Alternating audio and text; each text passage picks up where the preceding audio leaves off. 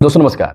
आपने भाजपा या आरएसएस के किसी भी नेता को भाषण देते देखा होगा, चाहे वो मोदी हो, योगी हो, मोहन भागवत हो, ये भारत माता की जय जरूर कहते हैं।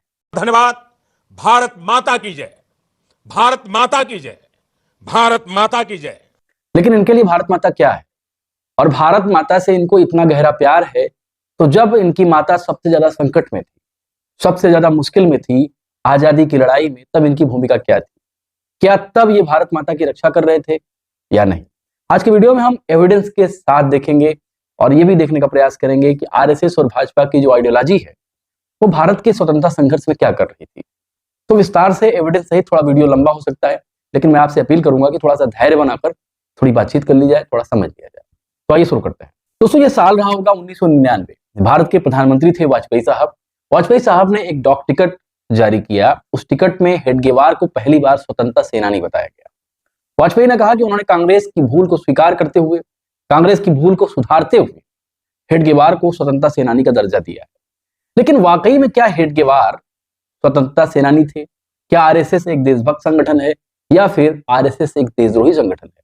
इसके लिए तो आपको इतिहास के पन्ने पलटने होंगे।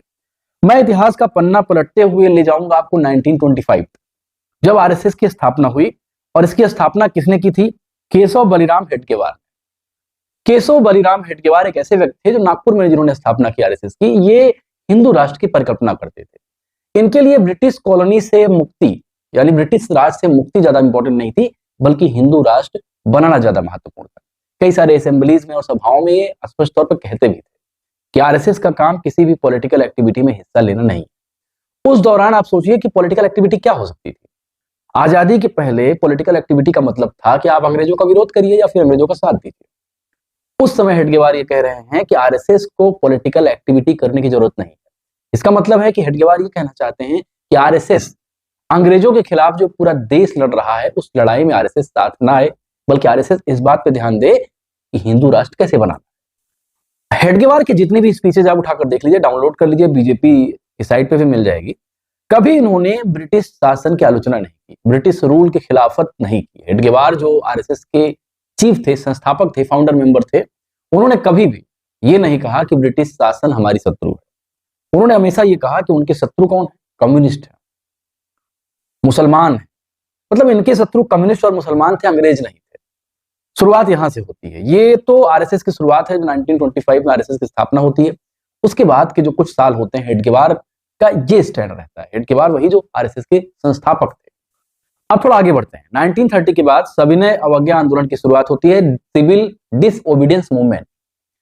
इस आंदोलन में आह्वान किया जाता है कि आप अंग्रेजों की हर बात को नकार दें, निषेध करें। बहुत बड़ा आंदोलन होता है, गांधी जी के नेतृत्व में यह आंदोलन शुरू होता है। और इस आंदोलन में भी जब ये 4-5 साल ये आंदोलन चलता है और देश को लग ही रहा होता है कि भाई अब आजादी मिल ही जाएगी, उस समय भी आरएसएस ने इस लड़ाई से अपनी दूरी बना के रखी। आरएसएस का साफ स्टैंड था कि इस तरह की लड़ाई में वो हिस्सा नहीं लेंगे। अब आप मुझे बताइए कि जब देश को सबसे ज्यादा आवश्यकता थी, जब देश को कोई विदेशी ने अपने चंगुल में जकड़ रखा था और आरएसएस के लोगों को उसमें पार्टिसिपेट करना चाहिए था, क्योंकि विदेशियों को उखाड़ फेंकना था, उस समय आरएसएस ने इस तरह की लड़ाइयों में हिस्सा नहीं लिया। अब आप आरएसएस को देशभक्त कहेंगे, देशद्रोही कहेंगे, मैं आपके विवेक पर छोड़ता हूं। इसके बाद क्विट इंडिया मूवमेंट हुआ 1942 में। और 1942 का जो क्विट इंडिया मूवमेंट था, भारत छोड़ो आंदोलन था, ये बहुत बृहद था। पूरे देश स्तर पर यह आंदोलन फैला हुआ था। गांधी जी इसका नेतृत्व कर रहे थे। कई कांग्रेसी नेताओं को जेल भेजा जा रहा था। लेकिन आरएसएस इस दौरान 1942 में बहुत, समझ लीजिए कि इतना क्रूशियल समय था कि अगर थोड़ा सा एजिटेशन और होता, थोड़ी सी लड़ाई आगे बढ़ती, तो अंग्रेजों को भागना पड़ता। ऐसे स्टेज में भी आरएसएस ने अपने आप को इस लड़ाई से दूर रखा। ये मैं नहीं कह रहा हूं, ये आरएसएस के एविडेंसेस कह रहे हैं। इवन डॉक्टर भीमराव अंबेडकर ने इस बात को लिखा। डॉक्टर भीमराव अंबेडकर ने जो लिखा, मैं उसको कोट कर रहा हूं। Doctor Bhimrao Ambedkar noted that the RSS remained aloof from the independence struggle. यानी जो स्वतंत्रता की लड़ाई थी, आरएसएस ने उससे दूर ही रखा अपने आप को। Focusing on internal reform like Hindu राष्ट्र। हिंदू राष्ट्र पे उनका ज्यादा फोकस था। अंबेडकर साहब कह रहे हैं, अंबेडकर साहब को तो आरएसएस काफी मानता है, लेकिन अंबेडकर खुद कह रहे हैं कि आरएसएस इस लड़ाई में देश के साथ नहीं था। आरएसएस लगातार इस बात को कहता रहा कि उनको हिंदू राष्ट्र के बनाने में आगे बढ़ना है, उनसे अंग्रेजों से कोई दुश्मनी नहीं है। आरएसएस 1925 में जब एस्टेब्लिशमेंट हुई इसकी, इसके बाद से लगातार यही स्टैंड रहा। आरएसएस के चाहे हेडगेवार हो, गोलवलकर हो, सब यही कहते रहे कि उनकी लड़ाई अंग्रेजों से नहीं। अंग्रेजी कई अखबारों ने इस बात को छापा। अंग्रेजी अखबारों ने कहा कि आरएसएस उनका मित्र है। जब पूरे देश में इस तरह की स्थिति थी कि अंग्रेजों के खिलाफ चारों तरफ ज्वाला भड़क रही थी, उस समय भी आरएसएस एकदम शांत था। आप सोचिए, आप एक घर में रह रहे हो और 4 लोग दुश्मन से लड़े जा रहे हैं, उनकी जान को खतरा है और 4 में 2 लोगों की मौत हो जा रही है, लेकिन कोई एक बच्चा, कोई एक पुरुष, कुछ भी हो सकता है, वो एकदम शांति से अपने काम में लगा है, उससे कोई मतलब नहीं, और दुश्मन भी उसको फोकस नहीं कर रहा है, क्योंकि दुश्मन का फायदा ही कर रहा है। और ये जो बच्चा, ये जिसकी बात कर रहा हूँ, ये आरएसएस था। आप सोचिए, ये दौर तब है जब 1925 के आसपास एचआरए हिंदुस्तान रिवॉल्यूशनरी ऑर्गेनाइजेशन बना। भगत सिंह और चंद्रशेखर आजाद जैसे लोग उसके मेंबर थे। ये लोग ऐसे लोग थे जो कम्युनल किसी भी चीज में यकीन नहीं करते थे। उनका यह मत था कि भारत को आजादी मिलनी चाहिए और एट एनी रेट मिलनी ही चाहिए। उस दौरान कोई अगर ये कहे कि उसको हिंदू राष्ट्र से मतलब है, तो आप समझ लीजिए कि वो कितने भारत माता की जय उसने की होगी। ये अपने आप में एक बहुत अजूबा और बहुत आश्चर्यजनक सवाल है। जब लड़ाई इंडिपेंडेंस की आगे बढ़ रही थी, आरएसएस के कई नेताओं ने कांग्रेस के सेकुलरिज्म की आलोचना की। ये कहा कि सर्वधर्म समभाव की नीति नहीं चलेगी, हिंदू राष्ट्र बनाना होगा। आप सोचिए, इस दौरान जब भारत किसी विदेशी शासक से लगातार युद्ध कर रहा था, उस दौरान आरएसएस को हिंदू राष्ट्र की पड़ी थी। कई सारी किताबों में, जैसे गोलवलकर ने, जो सेकंड सर संचालक इनके थे, बार बार अपनी स्पीच में इस बात का जिक्र कर रहे थे कि उनको सेकुलर स्टेट नहीं चाहिए, उनको हिंदू राष्ट्र चाहिए। महात्मा गांधी की हिंदू मुस्लिम यूनिटी की जो अवधारणा, जो कॉन्सेप्ट था, उसके भी विरोधी थे गोलवलकर। खुलकर स्पीचेज में इस बात को कहा करते थे। 1948 में जब गांधी की हत्या हुई, उसमें भी आरएसएस का रोल आया, आरएसएस की भूमिका को रेखांकित किया गया। उस समय मोरारजी देसाई महाराष्ट्र के मुख्यमंत्री थे, उन्होंने खुद इस भूमिका को रेखान्वित किया कि इसमें आरएसएस का रोल है। सावरकर की बात की, तो बहुत सारी कहानियां हैं जो उलझी हुई हैं, लेकिन एक चीज क्लियर है, एक चीज एकदम साफ है कि आजादी के आंदोलन में आरएसएस का कहीं कुछ पता नहीं चलता है। अब ये जान लेते हैं जो कंटेम्प्रेरी लीडर्स थे। चलिए, मैं मान लेता हूं कि आप आरएसएस की आलोचना होगी कि नेहरू लेफ्ट के थे, नेहरू का झुकाव लेफ्ट आइडियोलॉजी की ओर था, तो नेहरू तो प्रखर आलोचक होंगे। लेकिन वल्लभ भाई पटेल, जिनका झुकाव थोड़ा सा सॉफ्ट हिंदुत्व की ओर था, वो खुद आरएसएस को बैन करने वाले नेता होते हैं। पटेल खुद कहते हैं कि आरएसएस अब एक फांसीवादी संगठन, आरएसएस पूरे देश को बांटना चाहता है। गांधी की हत्या के बाद कई बार पटेल ने आरएसएस को चेतावनी दी और कहा कि भैया, ये सब काम बंद कर दो, देश को यूनिटी के साथ ले चलो, आगे बढ़ाओ। लेकिन आरएसएस उसी काम को आगे बढ़ा रहा था जिस काम के लिए उसका गठन हुआ था, और वो काम मैंने आपको पहले बताया है।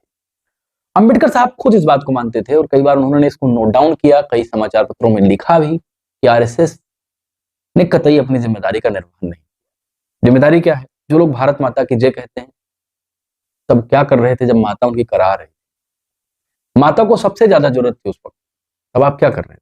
तो आप अंग्रेज माता की आरती उतार रहे थे, तब आप भारत की माता के साथ नहीं थे।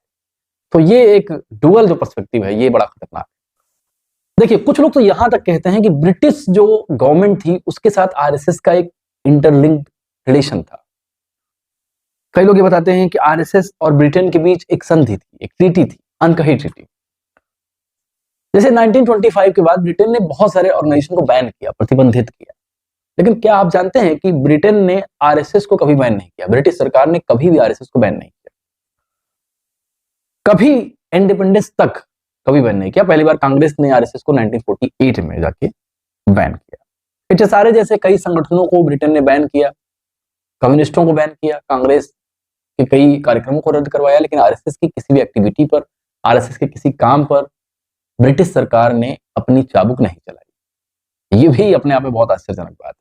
जब पूरे देश में आग लगी हो और किसी संगठन पे कोई सवाल न उठे, किसी संगठन की किसी भी गतिविधि, किसी क्रियाकलाप पर अगर तत्कालीन जो ब्रिटिश सरकार है, जो अपने अत्याचार अन्याय के लिए जानी जाती हो, उसने अगर एक डंडा भी नहीं चलाया, इसका मतलब है कि कुछ ना कुछ तो संबंध रहा ही होगा।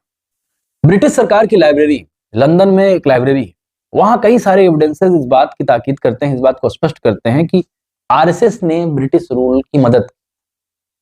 कैसे मदद की? जहां जहां एजिटेशन होता, जहां जहां एक्टिविटीज ऐसे होती जाती कि अब जो है ज्वाला भड़क चुकी है, हिंदुस्तान की एक बहुत बड़ी आबादी अपनी आजादी के लिए संघर्षरत है, वहां एक बहुत ऐसी बड़ी आबादी थी जो हिंदुत्व की बात तो कर रही थी, हिंदू राष्ट्रवाद की बात कर रही थी, लेकिन अंग्रेजों के खिलाफ नहीं जा रही थी। और ये अंग्रेजों के लिए बहुत सॉफ्ट मामला था, ये एक बड़ा धाड़ा। हिंदुस्तान का एक बहुत बड़ा धड़ा अंग्रेजों के साथ है। देखिए, एक चीज समझ लीजिए, सामान्य समय पर अगर कोई मौन हो जाए और कोई भी गतिविधि ना करे, कोई एक्टिविटी ना करे, तो उस पर सवाल नहीं होता है। लेकिन विपत्ति में अगर कोई मौन रह जाए, इसका मतलब है कि विपत्ति का समर्थन कर रहा है। और सेम आरएसएस ने अंग्रेजों के साथ किया। चलिए, भारत को आजादी मिल गई 1947 में, और आजादी के बाद आरएसएस ने क्लेम किया RSS was very active during independence struggle. लेकिन इस क्लेम के पीछे कोई एविडेंस नहीं था उनके पास। अभी भी आप बताइए कि आरएसएस के किसी भी नेता, किसी भी हीरो को आपने देखा है जो आजादी में बहुत फेमस हो गए हो? भाई, कांग्रेस के तो बहुत हीरो, सुभाष चंद्र बोस है, नेहरू है, गांधी है, पटेल है, बहुत लोग, भगत सिंह है, अगर दूसरे दलों की बात की जाए, सोशलिस्ट दलों की बात की जाए। लेकिन आरएसएस का कोई व्यक्ति बता दीजिए जो उस समय हीरो रहा। तो आरएसएस क्लेम कैसे कर सकता है? आरएसएस क्लेम कर ही नहीं सकता क्योंकि उसके पास हीरो ही नहीं। आरएसएस कहता है इतिहास बहुत गलत लिखा गया, लेकिन आरएसएस ये नहीं बता पाता कि कौन से हीरो ने उसके बहुत बड़ी एक्टिविटी की अंग्रेजी सरकार के खिलाफ। एक बात का जिक्र मैं यहाँ और करना चाहूंगा कि 1925 में जब आरएसएस एस्टेब्लिश हुआ, 1947 तक 10 लाख उसके कार्यकर्ता थे, बड़ा ऑर्गेनाइजेशन था। क्यों ने उसने इतिहास लिखा? जब उसको पता था कि कांग्रेस उसकी गतिविधि को पसंद नहीं करती, आरएसएस को पसंद नहीं करती है, तो खुद लिखना चाहिए इतिहास, और लिखा भी है। लेकिन जब एविडेंस है ही नहीं तो क्या लिखे? ये एक बहुत बड़ा इशू है। आरएसएस के बारे में पता चलता है कि आरएसएस ड्यूरिंग इंडिपेंडेंस स्ट्रगल क्या कर रहा था। देखिए, देश जब संकट में होता है तो आइडियोलॉजी कम इंपॉर्टेंट होती है, देश को संकट से निकालना इंपॉर्टेंट होता है। देश पर कोई संकट आ जाए तो लेफ्ट, राइट, सेंट्रिस्ट सब एक हो जाना चाहिए, और यही एक आइडियल कंट्री की निशानी भी होती है। लेकिन जब देश सबसे ज्यादा संकट में था 1945 में, जब सेकेंड वर्ल्ड वॉर समाप्त हुआ और अंग्रेज आनाकानी कर रहे थे कि अभी आजादी नहीं थी, कांग्रेसी नेता बहुत परेशान थे, बहुत परेशानी में आ गए, और उन्होंने कॉल किया independence call. At that time RSS फिर भी इस कॉल को आरएसएस एक्सेप्ट नहीं करता है। आरएसएस 1925 में स्टेब्लिश होकर 20 साल तक कांग्रेस की इंडिपेंडेंस की कॉल को ठुकराता रहा। कांग्रेस क्या थी? कांग्रेस एक संगठन थी जो देश को रिप्रेजेंट कर रही थी, देश के लिए लड़ाई लड़ रही थी। आप भी लड़ते, आप भी शहीद होते, आपका भी इतिहास में नाम होता। लेकिन लगातार आरएसएस ने इसको डिनाई किया, और आरएसएस के लिए हिंदू राष्ट्र ज्यादा जरूरी था, बजाय इसके वो अंग्रेजों के गुलाम बने रहते, वो उनके लिए कोई बड़ी बात नहीं थी। लेकिन उनके लिए हिंदू राष्ट्र बनाना बहुत जरूरी था। कुल मिलाकर भारत माता की जय बहुत इंपॉर्टेंट है। नेहरू ने एक बार एक स्पीच में कहा था कि उनके लिए माता कौन है? माता आपके लिए कौन है? एक दलित, गरीब, आबादी, महिला, जो काम जिसको ना मिल रहा हो, जो संघर्ष कर रहा हो, जिसका उत्पीड़न हो रहा हो, ये सब भारत माता है। आदिवासी, सब भारत माता है। और उनकी जय करने के लिए आपको ये सब बांटने वाली राजनीति त्यागनी हो। इसलिए जब आप भारत माता की जय कहते हैं तो आप ध्यान में रखा करिए कि भारत माता कोई भूमि का टुकड़ा नहीं है। हम आम इंसानों से मिलकर ही बने, और अगर आम इंसान आपके राज्य में खुश नहीं रहेगा, डिविजिव पॉलिटिक्स का शिकार रहेगा, विभाजन का शिकार रहेगा, सांप्रदायिक राजनीति का शिकार रहेगा, तो भारत माता की जय कतई नहीं। तो भारत माता की जय और विजय अगर करना है तो इस डिविजिव पॉलिटिक्स को खत्म करना होगा। तो आरएसएस का ये पूरा खाका था कि कैसे इंडिपेंडेंस के दौरान, संघर्ष के दौरान आरएसएस एक तरह से अंग्रेजों का पिट्ठू बना रहा। और ये बहुत खतरनाक बात है, बहुत निंदनीय बात भी है, लेकिन कुल मिलाकर ये मैं आपके समक्ष प्रेजेंट करना चाहता था। मैं चाहता हूं कि ऐसे ही बातचीत एक इनफॉर्मल वे में हो और हम आगे बढ़े। उम्मीद करता हूं कि आप वीडियो पूरा देखेंगे, जो भी कमेंट होगा, आपकी राय होगी, आप उसको एक्सप्रेस करेंगे। नमस्कार।